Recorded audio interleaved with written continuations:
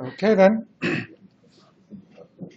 we were trying to derive the tax multiplier in an alternative way in class last time, if you recall. And I'm just going to proceed to finish that. And we're pretty much at the end of chapter 14, although we've taken quite a few classes to finish it fully. On Friday, we will begin our next chapter, which is going to be fiscal policy. Okay. So let me quickly recap what we were doing in class on Monday. So we have our consumption function, which is the relationship between consumption and the income that households have at their disposal. So that is written as autonomous consumption spending plus the marginal propensity to consume times gross income minus taxes. Correct? So in this equation here, C0 is called autonomous consumption spending. The word autonomous means independent. So this is the level of consumption spending that is independent of disposable income. Y is GDP, but it is also the income of households. And this is true because of the circular flow of income, which tells us that if firms produce a certain value of goods and sell it, the money that comes into the cash registers of firms makes its way back into the pockets of households as factor payments, meaning wages, rents, profits, etc. Right? Now what is T?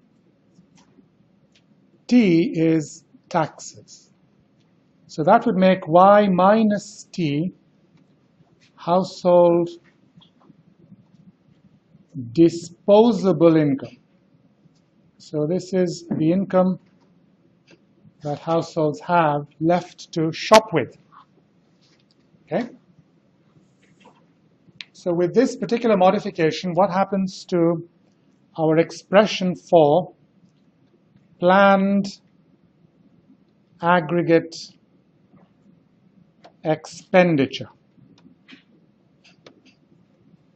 Planned aggregate expenditure, of course, is what the three shoppers in our economy wish to spend. Now, we have three shoppers in our economy because we are, for simplicity, ignoring the rest of the world. We're assuming that there is no rest of the world and therefore no net exports. Right? So planned aggregate expenditure, therefore, will be equal to C plus the planned part of investment spending plus government spending. Again, there is no X minus M because in this simple economy, we have no rest of the world. Right? So we are now going to replace this C by this expression for C. Right? And when we do that, we arrive at C0 plus B times Y minus taxes plus I sub P plus G. What is I sub P again? That's planned investment spending. Because as I discussed in class last time, investment spending can have an unplanned component. And what is that unplanned component? Does anyone recall? The unplanned component of investment spending is called what? Unplanned inventory investment. Is that correct? Because, pardon me,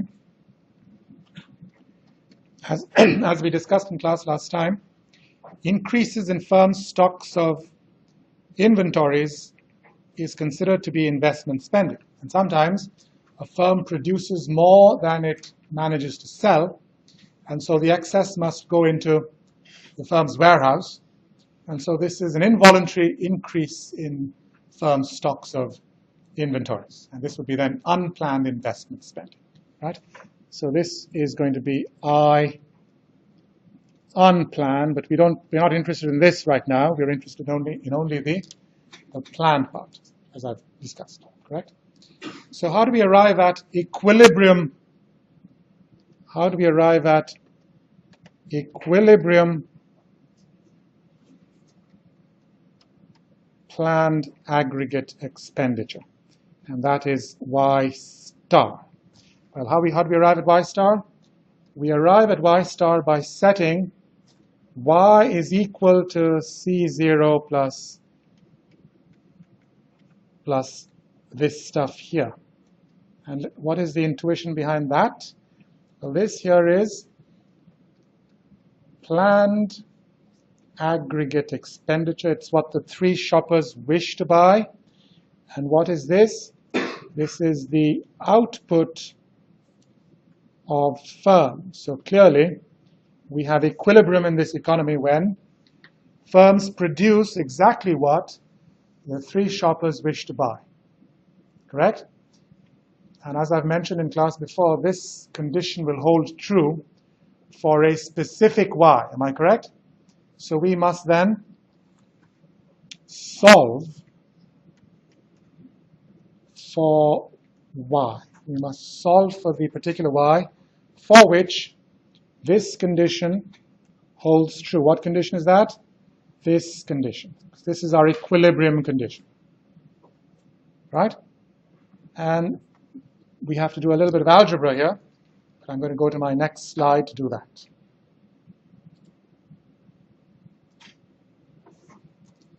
So we have, again, the condition for equilibrium. The output of firms is equal to what the three shoppers wish to buy. And what do the three shoppers wish to buy? Consumers wish to buy this much. This is consumption spending. And then you have I sub P, and that is what firms wish to buy. And then what does the government wish to buy? Correct? So we must now solve for the unknown Y. That's the unknown Y that must be solved for. So how do we set about solving for the unknown Y? Of course, what we need to do is get all the unknown quantities to the left-hand side of that equation. So we can do that first. Let's open up these brackets here.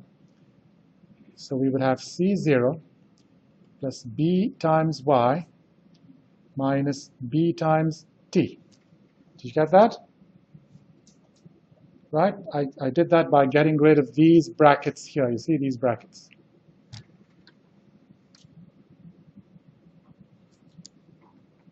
Plus IP plus G. And then we can take the by to the other side of the equal sign by simply subtracting by from both sides. Right? So this and this would cancel out. Right? Next step, if you recall, is we need to factor out the Y here. So we can write Y outside of brackets, 1 minus B. Is that correct? Did you all understand that fully? So we have, because you have a 1, you see, if it's just Y, it's really 1Y. So that's that 1 there, and that's this B there. And this is equal to C0 minus B times taxes plus IP plus G. Correct? And one last step remains here. To get rid of that 1 minus B, we simply divide through by 1 minus B. Both sides, of course. Get rid of this 1 minus B and that 1 minus B. And you have succeeded in solving for the Y. And that Y, of course, is what we've been calling Y star. And what is Y star? Well, that is equilibrium planned aggregate expenditure. Right? And what is that equal to? This expression here. C0 minus B times taxes plus planned investment spending plus government spending, the whole thing divided by 1 minus B. And what is B again? Just to make sure you remember what B is. Anyone recall what B is? The MPC. Right, so we've got an expression for equilibrium planned aggregate expenditure, and that really is just another way of saying aggregate demand. Yes? So now, let's say the government, taxes are raised by $1. Government now proceeds to raise taxes by $1. Our job now is going to be to figure out the resulting change in equilibrium planned aggregate expenditure. So what's going to really happen here is that this D here that you see here, we're going to add a 1 to it because taxes are going up by $1. This, of course, is going to give rise to a whole new level of equilibrium planned aggregate expenditure, and that is going to be Y double star, which is C0 minus B times the old taxes plus 1, since we're raising taxes by 1, plus IP plus G, the whole thing, divided by 1 minus B. Now, I realize that this is perhaps more algebra than you've seen in quite a while, but this is not difficult, I don't think. On the other hand, this is the time to pull out your smartphones, make use of new technology. You might take pictures of the screen, besides taking notes, just in case your notes are wrong. All of this is, by the way, also being recorded, right? So our next job here is to figure out the difference between these two. What's the difference, right? So we need to go Y double star minus Y star. That would be the difference, correct? So let's write this down then. We'd have one fraction minus another fraction. So we'd have the expression for Y double star, which is C0 minus B. I'm going to open up these brackets now. Minus BT minus B plus IP plus G, the whole thing divided by 1 minus B.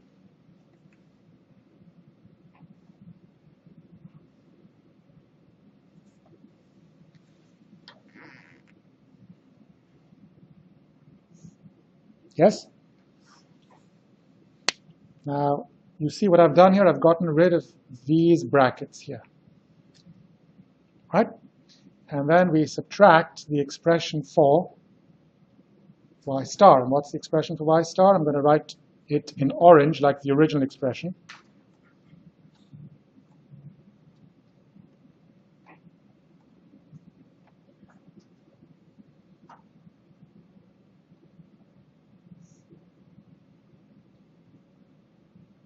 Right? Now, this may look complicated, but really in the end, a lot of stuff will just cancel out. So you have one fraction minus another fraction. The easy thing here is both fractions have the same denominator. So this becomes quite easy to solve.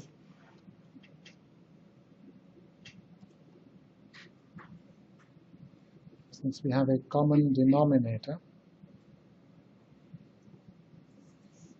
The common denominator is 1 minus B. And then we write these expressions, okay? So C0 minus B times taxes minus B plus IP plus G. What is that? That's taken care of this bit, correct? And then we go minus the orange bit. And I'm going to change colors here just to make things simpler. Minus. But remember, it's a minus around this whole thing, right? It's a minus around this whole thing. So, of course, when I put the minus, all of these signs inside here would reverse. Correct? So this becomes minus C0 plus B times taxes minus planned investment spending minus government spending. Is that clear to everyone? And now all we need to do is a bunch of cancellations because there are lots of common things here.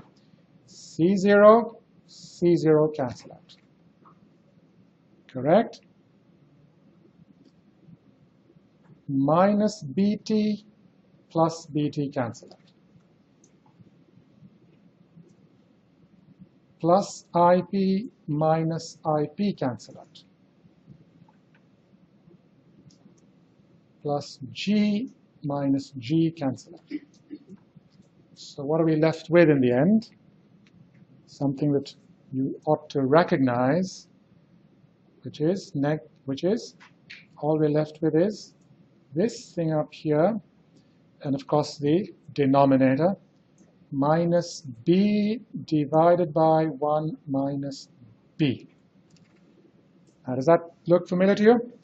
That, of course, is nothing but the tax multiplier that we have previously derived by summing up a converging geometric series to infinity.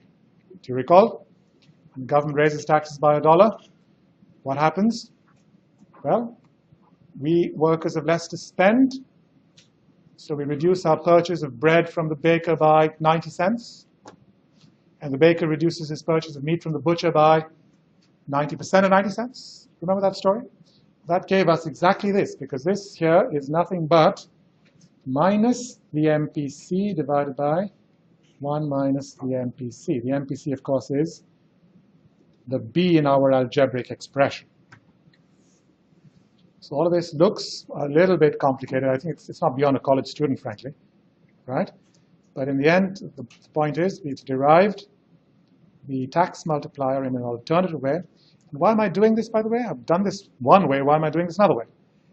I'm doing this another way because this is the way your book does it, right? The original way that I did it, those geometric series to infinity, but that's not the way your book does it. I prefer that way, though, because that's nice and clear, right?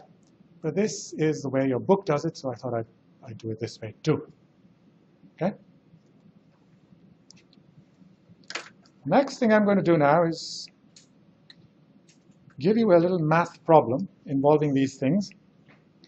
And let's say that our story is as follows. Let's say that the marginal propensity to consume is equal to 0.8. Okay? And government spending rises by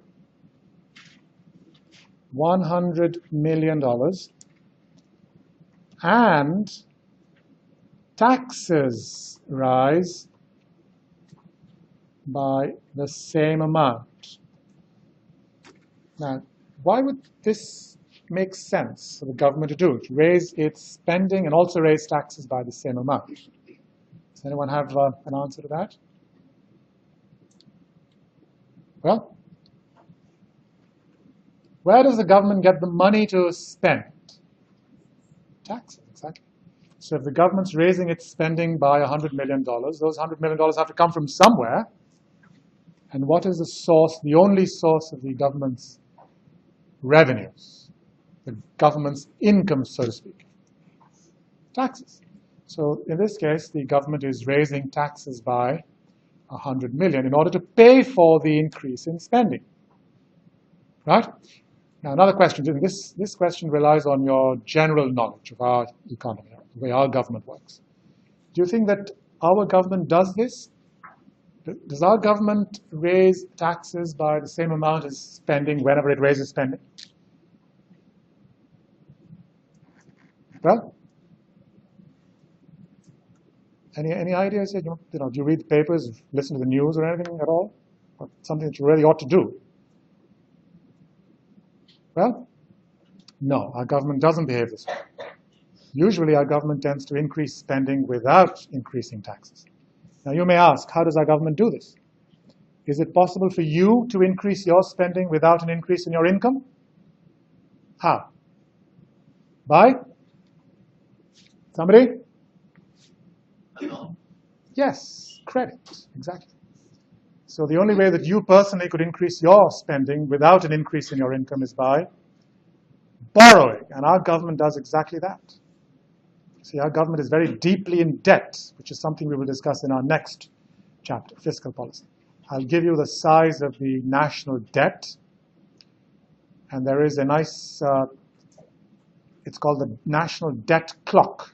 It's an internet site. You go there and it tells you the entire amount that our government owes to its creditors, and it's a figure that keeps increasing every second because of interest that's piling up. Right? And if you divide that entire amount by the US population, you arrive at a figure of something like $30,000, if I recall. So, in a sense, each of us owes $30,000. Now, it's not really us personally, but remember, the government in the end has to get the money from us to pay back these loans. We are the only source of the government's revenues, right? We pay the taxes. But anyway, so this is clearly something that our government doesn't do, but this is a government that is trying to,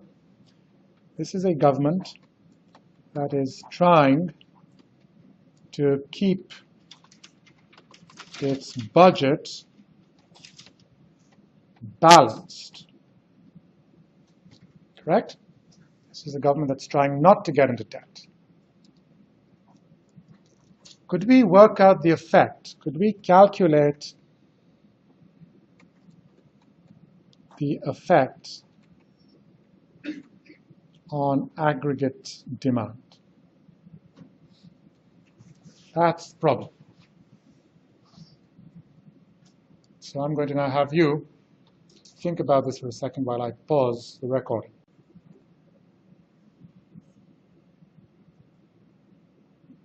So if G went up by $1 instead of $100 million, what would be the effect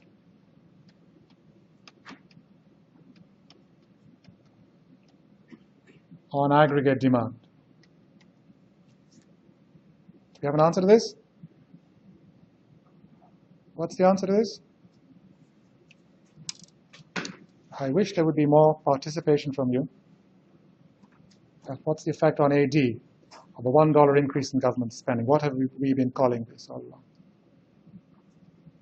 Isn't this what we've been calling the government spending multiplier?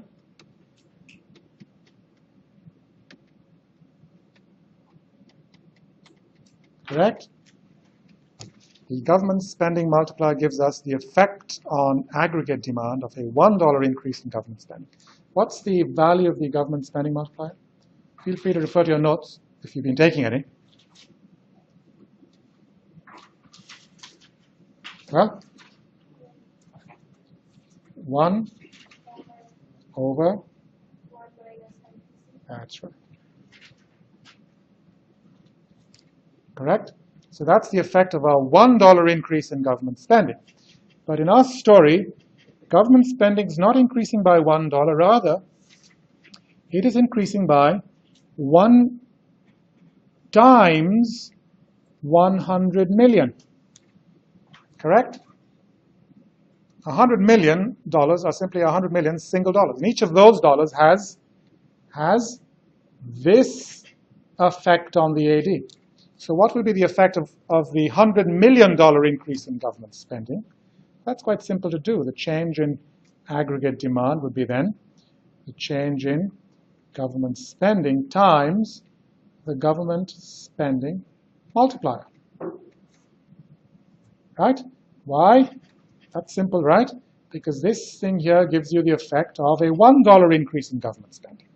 The government spending in our story is increasing by 100 million times 1. So the effect then on AD would be 100 million times the effect of a single dollar. Right? Could we solve for this? Could we calculate what this is going to be? What's the change in government spending? Change in government spending, delta G that is equal to plus 100 million.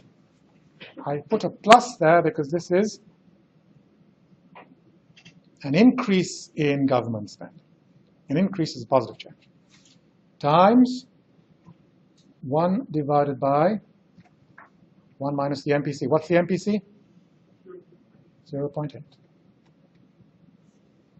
So what is that equal to then? It's plus 100 million times 1 divided by 0.2, which is then plus 500 million. So the increase in government spending is going to increase AD by 500 million. Now, let's look at the effect of the rise in taxes. And what's the formula that we use there? Change in AD is equal to change in taxes times, in this case, the tax multiplier. Why do we do this multiplication? Because the tax multiplier gives you the effect on AD of a $1 rise in taxes. But in our case, taxes are rising by not $1, but by $100 million. Is that correct? So what is this calculation going to give us? Change in taxes plus 100 million times tax multiplier. What's the tax multiplier? Minus MPC divided by 1 minus the MPC, which is plus 100 million times minus 0.8 divided by 1 minus 0.8. And what is this going to be equal to? Minus 400 million.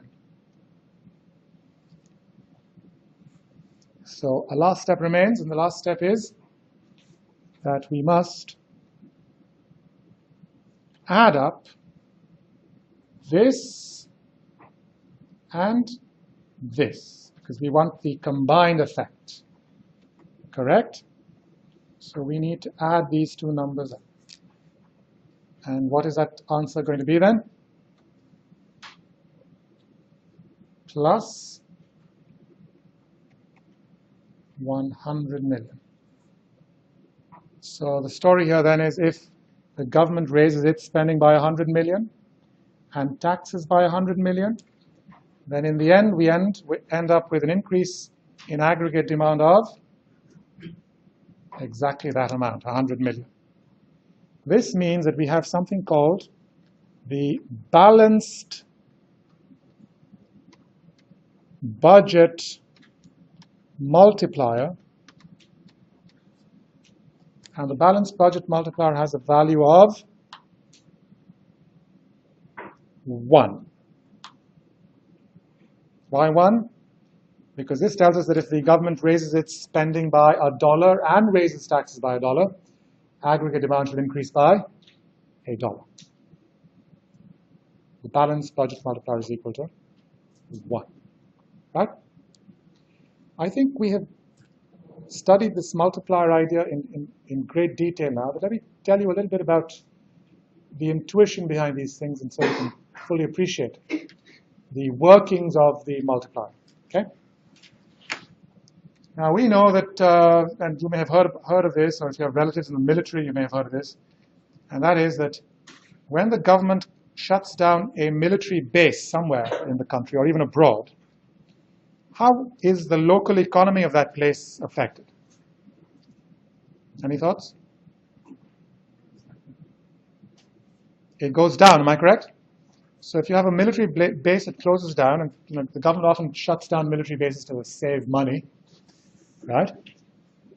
Local economies are often devastated because of this, right? Let's think about this in the context of, let's say, this university, right? Now, this university, I'm not sure what the annual budget is. Let's say that the annual budget of this place, I'm just making this number up, I'm probably in the ballpark, but say the annual budget of this university is $250 million, right? Now, if this university were to shut down, how would the Brownsville economy be affected? And how? Give me the intuition. So this university shut down, which means that the $250 million that it was spending, and where was it spending this money largely? Where does a university or a school largely spend its funds? On? Yes, on salaries. And where do the teachers live? Usually close by. Am I correct?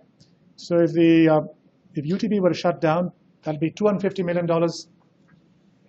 less of paychecks being paid out every month, so something close to that, right? So what would be the effect on the local economy, the Brownsville economy, where most of us lived? Would would aggregate demand in the local economy fall by simply that $250 million? Or would it be many times that? Many times that. Exactly, many times that. Many times that. Why? Because of the workings of the expenditure multiplier.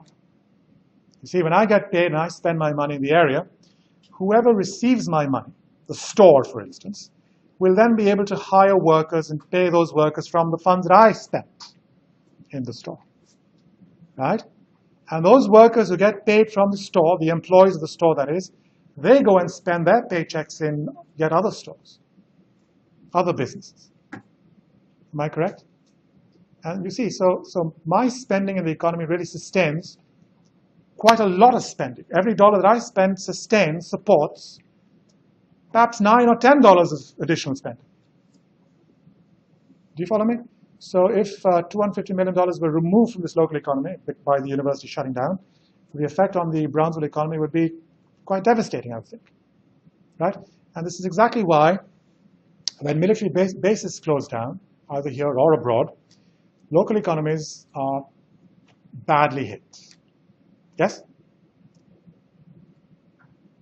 Now, in the time that I have left, and I may let you off a bit early today, I'm going to give you a few more practice problems to do. Okay? And the next problem that I'm going to give you is the following. Government spending rises by 120 million. This causes aggregate demand to rise by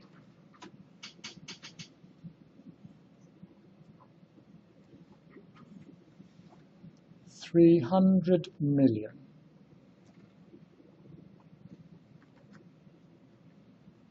Calculate the marginal propensity to consume. Now, this is a problem in which you have to work backwards. Now, what do I mean by that? What's the principal formula that you need to use and then work backwards? What's the principal formula that you need to use? The principal formula, of course, is going to be this one.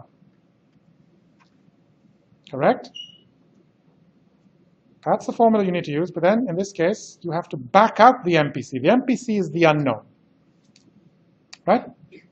So let's attempt to do that then. So we have change in aggregate demand is equal to change in government spending times the government spending multiplier, which is, now in this equation, what are the things that we know? We know that AD rises by 300 million. That, of course, would make this here plus 300 million. Correct? We know that government spending rises by 120 million. This tells us that delta G is equal to plus 120 million. Right? What's the unknown in our story here? And let's just call that X. So our equation is 300, I'm going to just, you can write million if you like, M is equal to 120M times 1 divided by 1 minus X. Could we solve for the X? Well, that's one equation in one unknown. So you ought to be able to solve for the x. Correct? How do we go about solving for this x? You multiply 1 minus x to 300. That is absolutely correct. So how do we do this? We need to first, the 1 minus x is in the denominator position now. We need to sort of flip that around. Am I correct? First thing we need to do. So we need to then multiply both sides of this equation by 1 minus x.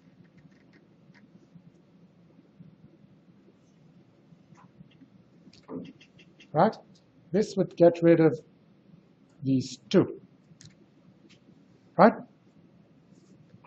The next thing we can do now is open up these brackets here. So this 300 million times 1, 300 million times the x. So this would give us 300 million minus 300 million times x. Agreed? And that is equal to 120 million. Agreed? Next, what we can do now is subtract 120 million from both sides.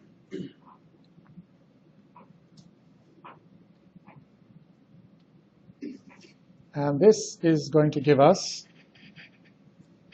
300 minus 120, which is 180 million minus 300 million times x is equal to 0. Correct? Last step. I'm just going step by step. You could, of course, do this much more rapidly. But the next thing that we need to do is add 300 million times x to both sides. This gets rid of this and that. So what are we left with then? We are left with the expression that 118 million is equal to 300 million times x. One last step remains. We need to solve for x, remember? So the last thing that remains is divide by 300 million, divide that side by 300 million also. Get rid of these two 300 millions here. And here we get rid of the millions, basically I'm cancelling out all those zeros, the 6 zeros, right? And then you can get rid of an additional 0 here, this and that. Yes, exactly. X is equal to 18 by 30, which is equal to 0.6, as you can verify. 3 6s are 10, 3 10s are 30. 6 by 10 or 0.6. So the MPC is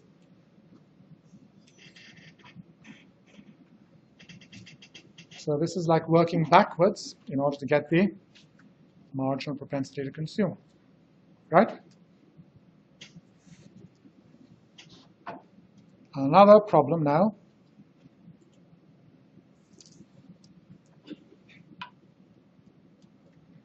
Government spending rises by $500 million.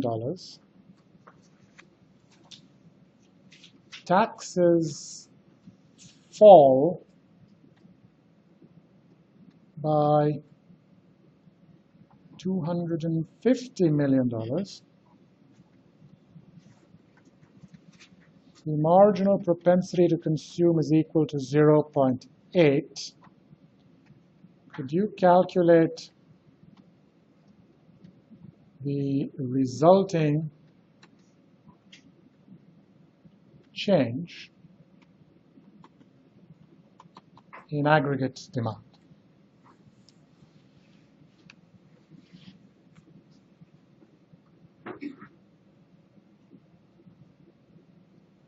So we have two events happening here. So again, how do we tackle this? We've dealt with two events taking place at the same time.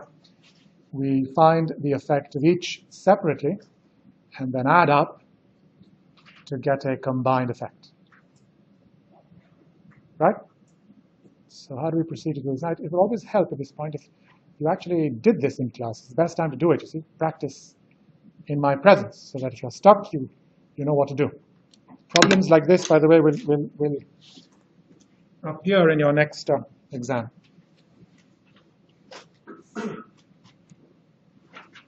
Incidentally, don't count on that makeup always, okay? So what is this going to be now?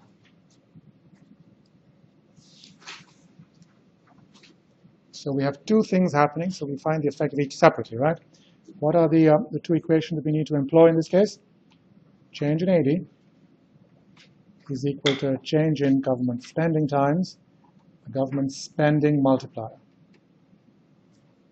Next, change in AD is equal to change in taxes times the tax multiplier.